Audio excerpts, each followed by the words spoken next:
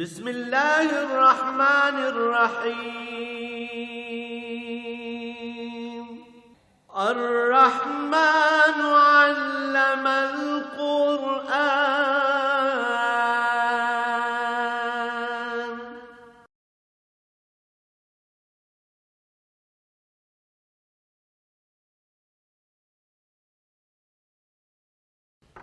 الحمد لله رب العالمين والصلاة والسلام على حبيبه محمد وآله وصحبه أجمعين. أعوذ بالله من الشيطان الرجيم. بسم الله الرحمن الرحيم. اقرأ باسم ربك الذي خلق خلق الإنسان من علق اقرأ وربك الأكرم الذي علم بالقلم. اللهم سبحانك لا علم لنا إلا ما علمتنا إنك أنت العليم الحكيم. مولاي صل وسلم دائما أبدا على حبيبك خير الخلق كلهم.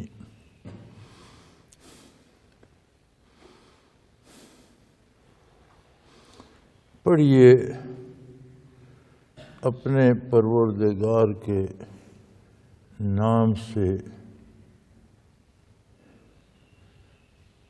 جس نے کائنات کو پیدا فرمایا. الذی خلق، مخلوق کا پیدا کرنے والا جو ہے.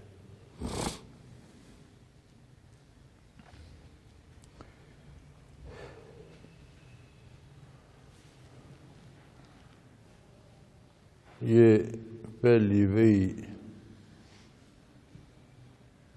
اس بات کی دلیل ہے کہ ہر کام کی ابتدا رب جلیل کے نام نامی سے ہونی چاہیے.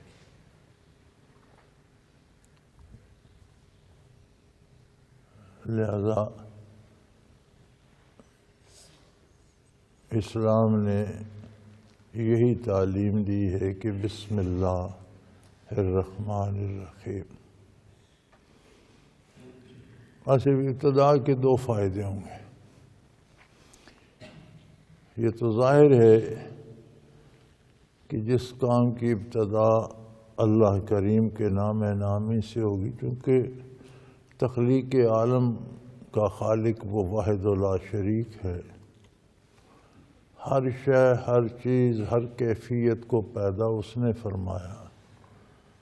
اس میں اثرات اور ان پر نتائج وہ مرتب فرماتا ہے.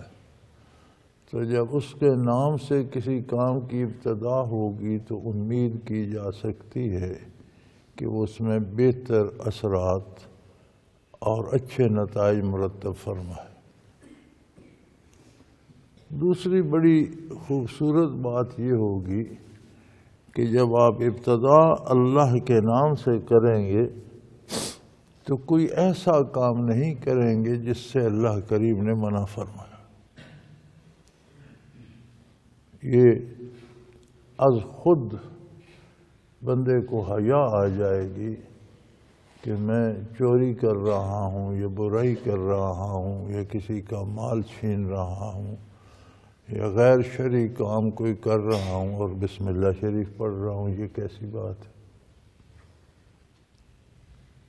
تو اصلاح احوال کے لیے اور امور میں برکت کے لیے، دونوں باتوں کے لیے بنیاد اللہ کے نام سے رکھی جائے گی.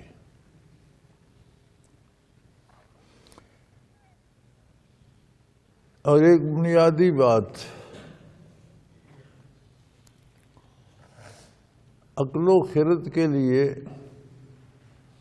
اللہ کریم نے ظاہری اسباب ارشاد فرمائے ہیں. چونکہ عقل مادی ہے، دماغ مادی ہے، مادی وجود کی ترتیب، اس کی ضروریات کا ادراک، اس کی تکمیل کے ذرائع دریافت کرنا اور اس کی ضرورتوں کی تکمیل کے لیے انہیں استعمال کرنا، یہ دماغ کا کام ہے۔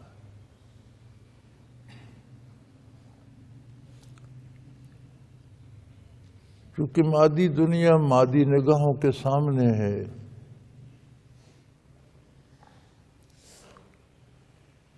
نظر دیکھتی ہے، کان سنتے ہیں، محسوس کرنے کی حس محسوس کرتی ہے، سونگھنے کی حس سونگھتی ہے، چکھنے کی حس چکھتی ہے۔ جو کچھ یہ حاصل کرتے ہیں اس کی رپورٹ دماغ میں جاتی ہے۔ آنکھ جو کچھ دیکھتی ہے وہ براہ راست آپ کو سمجھ نہیں آتا، وہ بغیر کسی تاخیر کے اس کی رپورٹ دماغ کو جاتی ہے، دماغ اس کی تصویر بناتا ہے، وہ آپ کو سمجھ آتی ہے۔ اگر دماغ میں خلل آ جائے، نگاہ سلامت بھی ہو تو نگاہ دیکھتی اور ہے، بندہ سمجھتا اور ہے۔ دماغ خراب ہو جائے تو بندہ چاہتا اور ہے، زبان سے نکلتا کچھ اور ہے۔ اس لیے جتنے واردات ہیں، جتنا تعلیم و تعلم ہے، جتنا ظاہری علوم انسان سیکھتا ہے، جتنی حسیات اللہ نے دی ہیں، وہ دماغ کو رپورٹ کرتی ہیں۔ دماغ تجزیہ کر کے فیصلہ کرتا ہے، اور اس فیصلہ ہمارے سمجھ میں آتا ہے، دماغ سمجھتا ہے۔ تو ایک انسان کو ہم نے کہیں مدت بعد دیکھا، نگاہ ملی تو فوراً رپورٹ دماغ کو گئی، دماغ پرانی فائلیں بغیر تاخیر کے کھول کے یاد کرا دی، تو اس بندے کو 20 سال پہلے وہاں دیکھا تھا۔ تو اس میں کوئی وقت نہیں لگتا، فوراً یکدم، گئے کچھ تاخیر بھی ہو جاتی ہے، 2 لمحے بندہ سوچتا بھی ہے۔ تو یہ ذریعہ بنا دیا حصول علوم ظاہری کا۔ سن کر سیکھنا، دیکھ کر سیکھنا، پڑھ کر سیکھنا، محسوس کر کے سیکھنا۔ اب یہ طریقے استعمال بھی کیے جا رہے ہیں۔ بعض بچے جن کی بینائی نہیں ہوتی، نابینا ہوتے ہیں، ان کے پڑھنے پڑھانے کے لیے حروف لکھنے کی بجائے نقوش بنا دیے جاتے ہیں۔ اب یہ طریقہ عام ہے، جن کو چھو کر محسوس کر کے وہ پڑھ لیتے ہیں، یہ الف ہے، یہ جیم ہے، یہ بے ہے، یہ دال ہے۔ اسی طرح اب بصری طریقہ تعلیم بھی عام ہو رہا ہے، اگرچہ ہمارے ہاں نہیں ہے، لیکن جسے سو کارڈ ترقی یافتہ دنیا کہتے ہیں، اس میں ہے کہ دکھا کر پڑھایا جائے بچے کو۔ اسے اگر لفظ سورج پڑھانا ہے تو سورج دکھایا جائے، تصویر دکھائی جائے، پھر بتایا جائے یہ سورج ہے، پھر بتایا جائے یہ سین واو پیش رام را جیم سے بنتا ہے۔ تو وہ بصری طریقہ تعلیم بھی بہت عام ہو رہا ہے۔ جہاں تک سماعت کا تعلق ہے تو وہ ہمارے ہاں بھی ہے، استاد بولتا ہے، بول کر سکھاتا ہے، بچے سن کر پڑھتے ہیں، سن کر الف جانتے ہیں، پہچانتے ہیں، دیکھتے ہیں۔ یہ سارے طریقے علوم ظاہری کے ہیں۔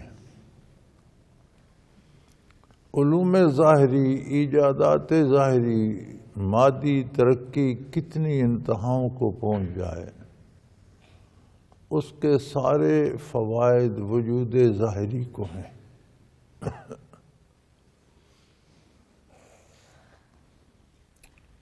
اور وجود ظاہری کیا ہے؟ ایک ہتھیار ہے روح کے لیے، جس کے بغیر روح اس عالم میں کام نہیں کر سکتی۔ اصل انسان اس کے اندر ہے، روح ہے۔ روح کی تعلیمات عالم مادی سے بہت بالا تر ہے، چونکہ روح عالم امر سے ہے، اور عالم امر وہاں سے شروع ہوتا ہے جہاں عالم خلق ختم ہو جاتا ہے، تخلیق کی حدود ختم ہو جاتی۔ تو اس کے علوم کی ابتدا بھی مادی علوم کی انتہا سے آگے ہے، لہذا اس کی ابتدا ان ظاہری حسیات پر نہیں، اس کی ابتدا اسم ذات پر ہے۔ اقرأ بسم ربک، اللہ کے ذاتی نام سے پڑھیے،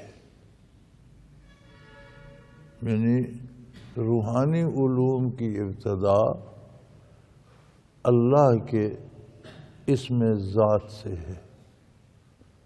اس لیے جتنی تربیت گاہیں روحانی علوم کی ہیں ان کے ذکر کے انداز مختلف ہوں، طریقے مختلف ہوں، اوقات مختلف ہوں، لیکن ذکر اسم ذات ہی کا ہو، کوئی لسانی کرے یا خفی کرے، جس طریقے سے بھی کرے ذکر اسم ذات ہی کا ہوگا، چونکہ علوم روحانی کی ابتدا ہی اسم ذات سے ہوتی ہے۔ سو فرمایا اقرأ، پڑھیے، بسم ربک الذی خلق، اپنے اس پروردگار کے نام سے جس نے اس عالم کو پیدا فرمایا، تخلیق فرمایا۔ تخلیق ہوتی ہے عدم سے وجود میں لانا، کسی چیز کا کوئی وجود نہیں ہے اسے وجود عطا کر دینا۔ ہمارے ہاں تو اب اس لفظ کی حرمت جاتی رہی ہے، کوئی مصرع کہہ دے تو کہا جاتا ہے یہ اس کا خالق ہے، کوئی چند الفاظ جوڑ کر کتاب لکھ دے تو اس کتاب کا خالق ہے، اس شعر کا خالق ہے۔ یہ انتہائی غلط بات ہے، ناجائز ہے، ناروا ہے۔ موجود ہوتے ہیں الفاظ و حروف، انہیں جوڑ کر کوئی شعر بناتا ہے، مضامین موجود ہوتے ہیں، کوئی فنکار، کوئی دانشور، کوئی ذہین، کوئی عالم انہیں جمع کر کے مضمون بنا لیتا ہے۔ عدم سے کوئی تخلیق نہیں، یہ صرف اللہ کا کام ہے کہ کچھ بھی نہیں ہے تو پیدا کر دے، یہ کام اس مالک الملک کا۔ خالق وہ اکیلا ہے،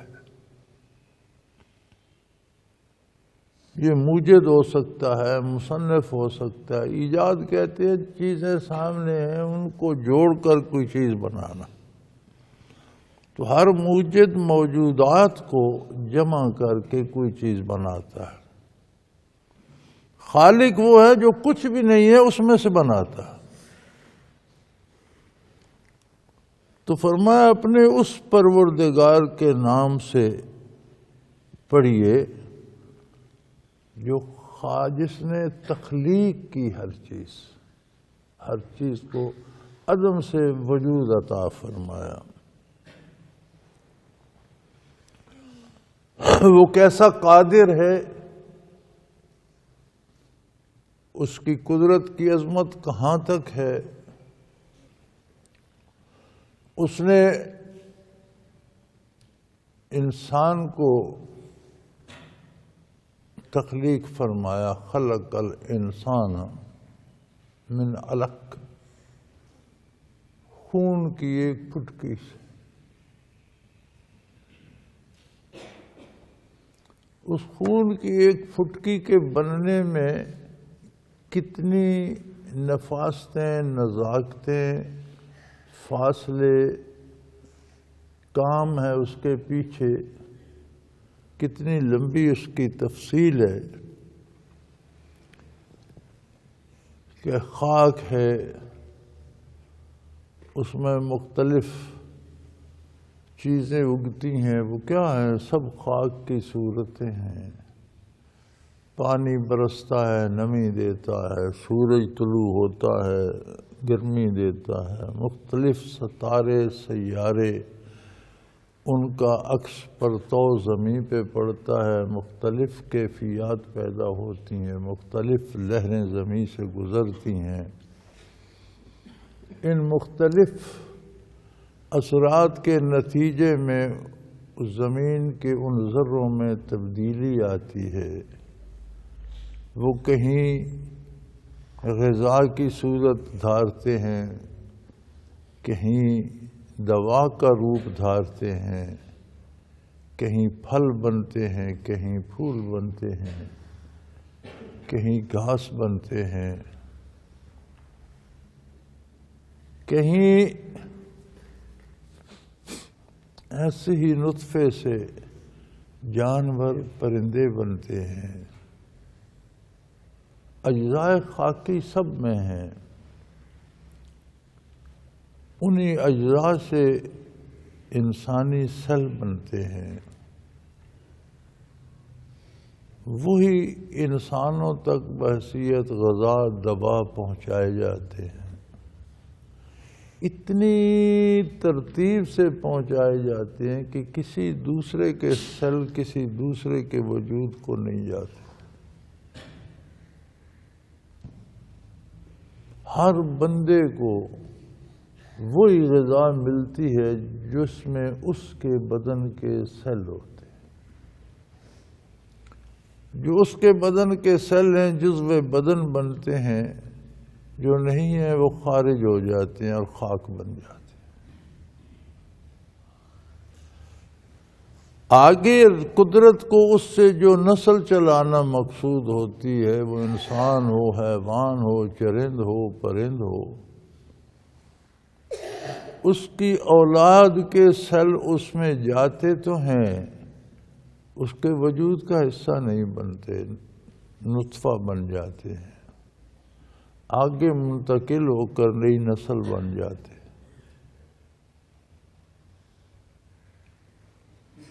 پھر وہ نطفہ شکم مادر میں منتقل ہوتا ہے۔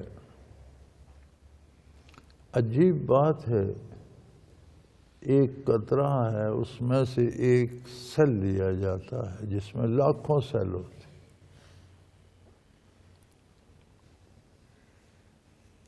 اس میں پھر وہ ایک خون کی پھٹکی میں تبدیل ہو جاتا ہے۔ اب صنعت باری دیکھو، کتنا سفر کرا کے مٹی کو کہاں کہاں سے گزار کر کہیں اسے گھاس کا تنکا بنایا، پھر کسی جانور کو چرایا، پھر اسے دودھ یا گوشت کی شکل دی، پھر کسی انسان تک پہنچایا۔ اس میں کچھ سیل تھے اس کے اپنے، کچھ تھے اگلی امانت اولاد کے، انہیں نطفے میں منتقل کیا، انہیں شکم مادر میں پہنچایا، پھر اس میں سے ایک سیل کو گوشت کی ایک خون کی پھٹکی بنایا، پھر اس میں سے ایک جیتا جاگتا انسان بنا دیا، جس میں آنکھوں کے آئینے بھی ہیں، ہاتھ اور پاؤں بھی ہیں، زبان بھی ہے، دل بھی ہے، دماغ بھی ہے، دل کے سارے اعضاء اور اعصاب وجود کے سارے ہیں، دل و جگر بھی ہے، معدہ بھی ہے، گردے بھی ہیں۔ کتنا باریک، نازک اور ایک ایک جز پر انحصار کرنے والا وجود عطا فرما دیا، کتنا حساس دماغ دے دیا، پھر کتنا حساس اس میں دل پیدا کر دیا، پھر اس دل میں اس وجود میں روح عالم امر کی پیدا کر دی، پھر اس میں وہ ادراک پیدا کر دیا کہ عظمت باری کو پا سکے۔ تو بنیاد کیا تھی؟ کس بنیاد سے اٹھایا، کہاں پہنچا دیا؟ سو فرمایا اب اس سارے فلسفے کو جاننے کے لیے، ان حکمتوں تک پہنچنے کے لیے، ان باریکیوں کو سمجھنے کے لیے اسی کے نام سے ابتدا کرو جو اس سب کا خالق ہے۔ وہی بتا سکتا ہے، وہی سمجھا سکتا ہے، اسی کے حوالے سے، اسی کے نام سے، اسی کی رحمت سے، اسی کی عطا سے جانا جا سکتا ہے، ورنہ تو آپ انسان کو بھی ایک جانور ہی سمجھیں گے۔ جدید تہذیب نے بہت ترقی کی۔ کیا ترقی کی؟ کھانے کی بڑی چیزیں بنائیں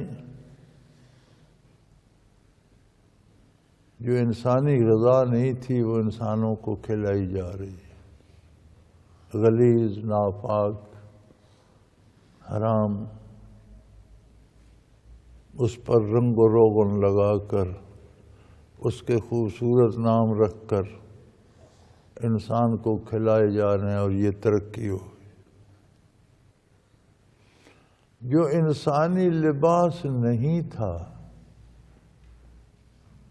وہ ترقی کے نام پر انسانوں کو پہنایا جا رہا ہے، یعنی انہوں نے لباس بھی پہنا ہوا اور وہ ننگے بھی ہیں۔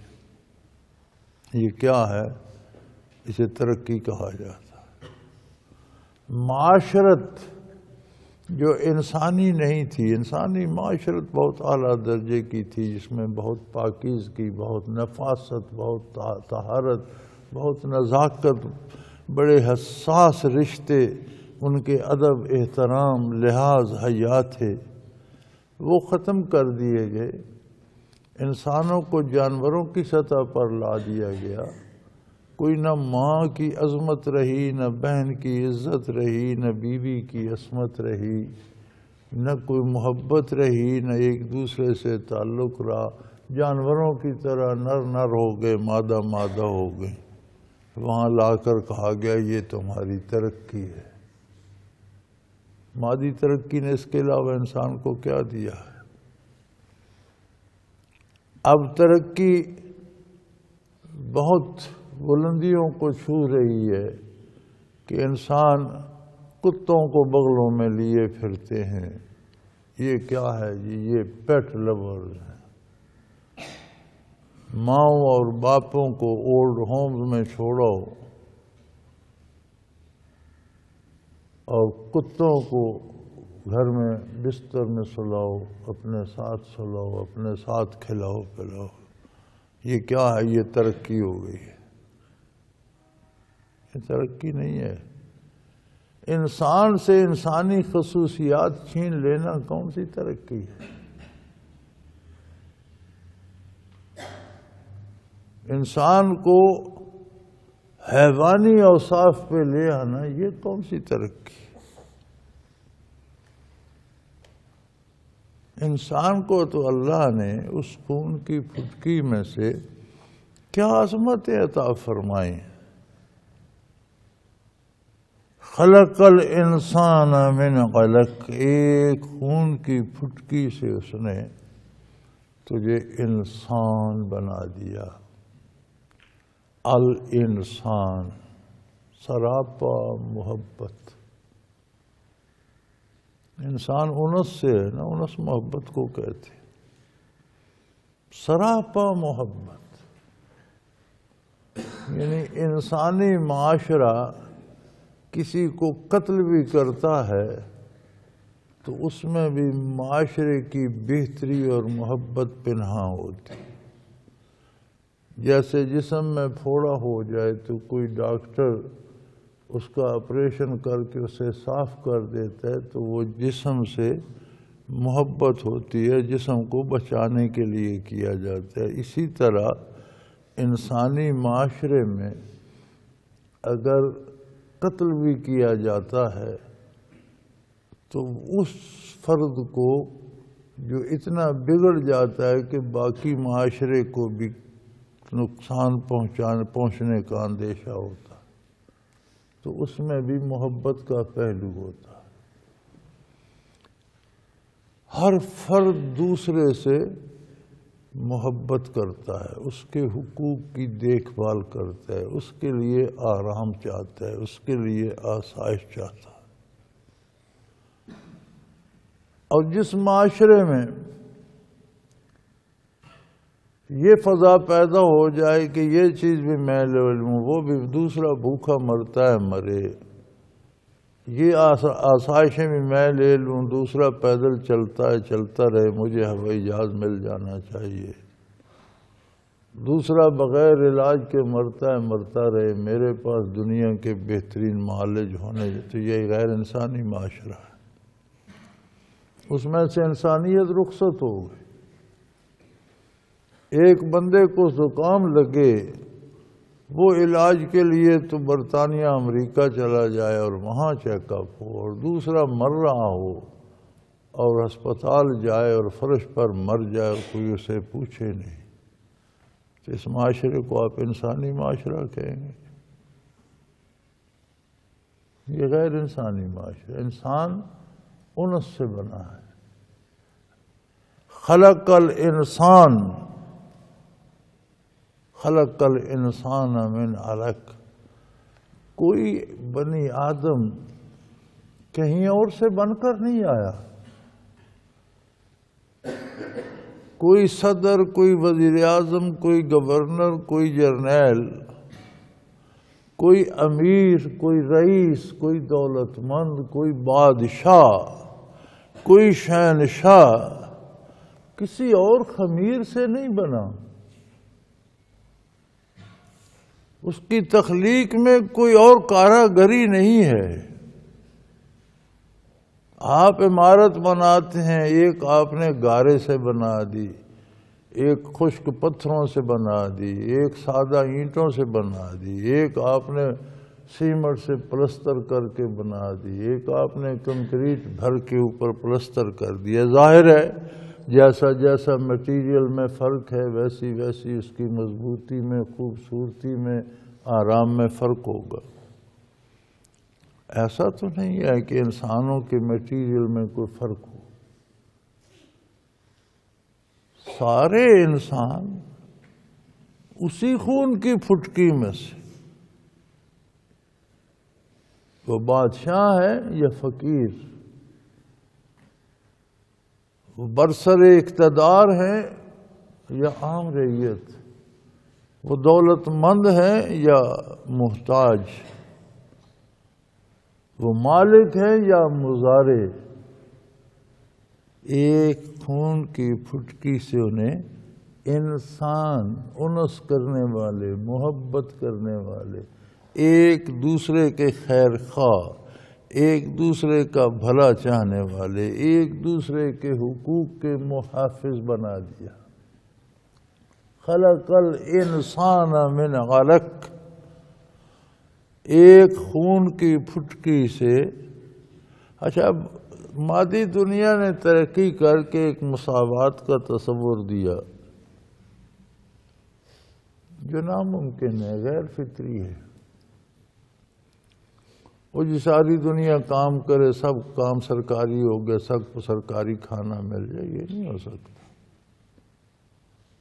انسان چھوٹے بھی رہیں گے، بڑے بھی رہیں گے، غریب بھی ہوں گے، امیر بھی ہوں گے۔ ہاتھ کی 5 انگلیاں برابر نہیں ہیں، ایک انگلی پر جو بال ہیں وہ برابر نہیں ہیں، ایک جلد کے ذرات برابر نہیں ہیں، ہاتھ اور پاؤں کی جلد ایک جیسی نہیں ہے،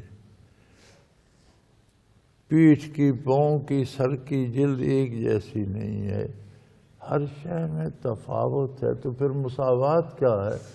مساوات یہ ہے کہ جس طرح بدن ڈھانپا جاتا ہے، پاؤں کو بھی جوتا، جراب، ہر چیز ڈھانپی جائے۔ اب یہ نہیں کہ جوتا ایسا ہو سارے جسم پہ پہنا جائے، یا قمیض ایسی ہو اس میں پاؤں بھی لپیٹے جائیں، یہ مساوات غیر انسانی ہے۔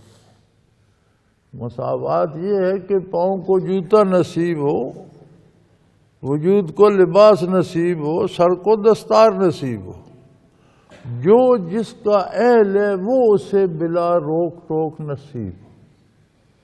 غریب ہے تو اس کے حقوق اسے بلا تکلف ملے، امیر ہے تو اس کے حقوق اسے بلا تکلف ملے، طاقتور ہے تو اپنا حق وہ بھی پا سکے، کمزور ہے تو کوئی اس کا حق بھی روک نہ سکے۔ یہ مساوات اسلامی ہے، فطری ہے، انسانی ہے۔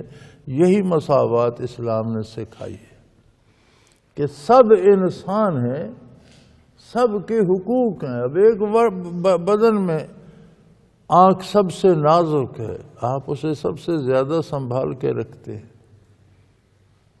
اس میں تو ذرا سا کوئی نظر نہ آنے والا ذرا بھی گر جائے تو تڑپ اٹھتی ہے، بے قرار ہو جاتی ہے۔ آپ ملتے ہیں صاف کے، اب تک وہ نکل نہیں جاتا، پانی آنا شروع ہو جاتا ہے، سرخ ہو جاتی۔ پاؤں ہے وہ سارا دن برہنہ پا بھی ایک شخص زمین پر پتھروں پہ چلتا ہے، وہ برداشت کر لیتے ہیں۔ اسی طرح ہر چیز کے امیر غریب کے، فقیر کے، بیمار صحت مند کے اپنے اپنے حقوق ہیں۔ تو مساوات یہ ہے، محبت یہ ہے، انسانیت یہ ہے کہ جس کا جو حق ہے وہ اسے بلا تکلف مل جائے، اس کے لیے اسے تکلیف نہ ہو۔ ایک آدمی اعلیٰ اسپتال میں یا برطانیہ یا امریکہ جا کر علاج کرا سکتا ہے تو اسے روکا نہ جائے، اپنے اخراجات پہ جائے کرے۔ لیکن ایک غریب بیمار ہوتا ہے تو جو علاقے کی ڈسپنسری ہے اس میں اس کے لیے بھی دوا موجود ہو، ڈاکٹر موجود ہو۔ یہ نہ ہو کہ جی آج ڈسپنسری بند ہے، آج ڈسپنسری تو کھلی ہے، دوا کوئی نہیں، یہ نہ ہو۔ ہر ایک کو اس کا حق بلا روک ٹوک مل جائے۔ تو فرمایا اس لیے اپنے پروردگار کے نام، اسم ذات اللہ سے ابتدا کیجئے جس نے ایک پھٹکی میں سے الانسان خلق الانسان، الانسان ایک محبت کا مجسمہ، سراپا محبت، ایک وجود تخلیق فرما دیا۔ خلق الانسان من علق، ایک بے قدر سی خون کی پھٹکی میں سے ایک ذرا سی چھٹک سی خون کی جس کا کوئی وجود نہیں تھا، ایک ایسے بے حقیقت مادے سے جو وجود سے خارج ہو تو وجود کو ناپاک کر دیتا ہے، کپڑے سے لگ جائے کپڑا ناپاک ہو جاتا، اسے ایک خون کی پھٹکی میں اس سے الانسان بنا، محبت کا ایک پیکر تخلیق کر دیا۔